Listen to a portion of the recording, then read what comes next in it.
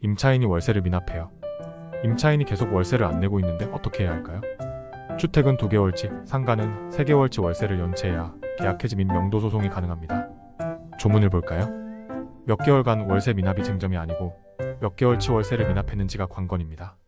주택임대차보호법 제6조 계약의 갱신. 임대인 임대차 기간이 끝나기 6개월 전부터 2개월 전까지의 기간에 임차인에게 갱신 거절의 통지를 하지 아니하거나 계약 조건을 변경하지 아니하면, 갱신하지 아니한다는 뜻의 통지를 하지 아니한 경우에는 그 기간이 끝난 때에 전 임대차와 동일한 조건으로 다시 임대차한 것으로 본다. 임차인 임대차 기간이 끝나기 2개월 전까지 통지하지 아니한 경우에도 또한 같다.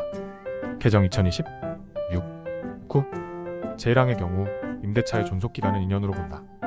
개정 2009 5 8 일개 차임에게 달하도록 연체하거나 그 밖의 임차인으로서의 의무를 현저히 위반한 임차인에 대하여는 제1항을 적용하지 아니한다.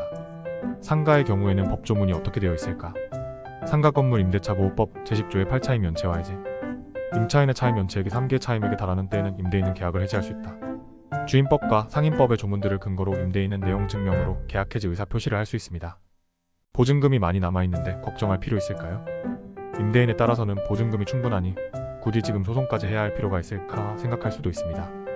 그런데 밀린 월세가 보증금을 초과했을 때까지 기다렸다가 명도 소송을 진행한다면 이미 늦습니다. 이미 소송기간만큼 월세 손해, 실제 집행할 때 집행비용이 더 발생할 수 있기 때문입니다.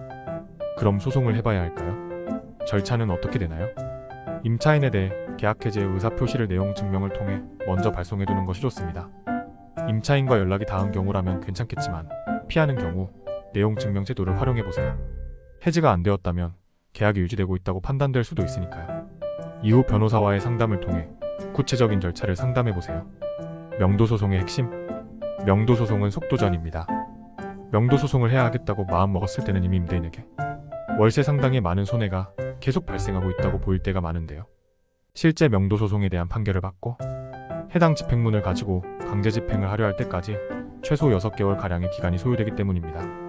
따라서 해지에 대한 의사표시도 주요하겠지만 사전 조치로 임차인의 점유자 변경에 대비한 점유이전금지 가처분도 중요합니다. 일단 점유자의 변경이 있을지 대비하세요. 명도소송은 명도소송 도중에 발생할 수 있는 점유자의 변동에도 대비해야 하는데 이때 본안소송 이전에 부동산 점유이전 가처분을 해둬야 할 수도 있습니다.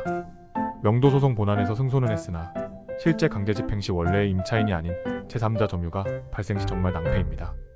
제3자를 상대로 다시 소송을 해야 할 수도 있기 때문이죠.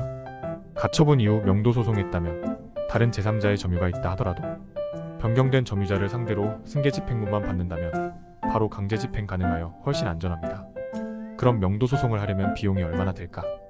해당 임차인과의 소재기전이나 소송 도중 화해 조정의 가능성도 있으므로 소송의 난이도나 소송기간의 장단에 따라 달라질 수 있을 것입니다. 보통 주거용의 경우, 서울, 수도권의 경우 착수금 300만 원 부가세 별도히 들며 가처분도 같이 하는 경우 비용이 추가될 것이며 지방의 경우 착수금과 더불어 1회 출석당 1,525만 원의 출장비가 있습니다. 그리고 인지대 및 집행관 여비 등의 실비가 추가로 들 것입니다. 상가용 등 규모가 있는 경우 선임료 비용이 500만 원부터입니다. 경우에 따라 성공보수가 붙을 수 있습니다.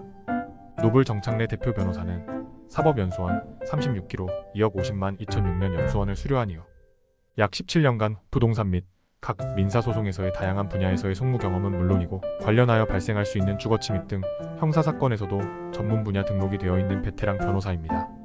소송에서 판결로 이겼다면 이후 절차는 어떻게 되나요?